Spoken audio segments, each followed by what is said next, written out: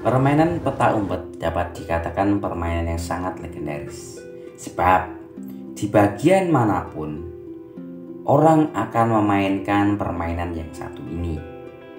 Salah satu kelebihan dari bermain peta umpet ialah bisa mengajak banyak teman.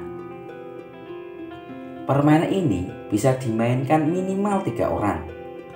Cara bermainnya pun sangat sederhana, dengan home pimpa terlebih dahulu untuk menentukan siapa yang bertugas untuk berjaga.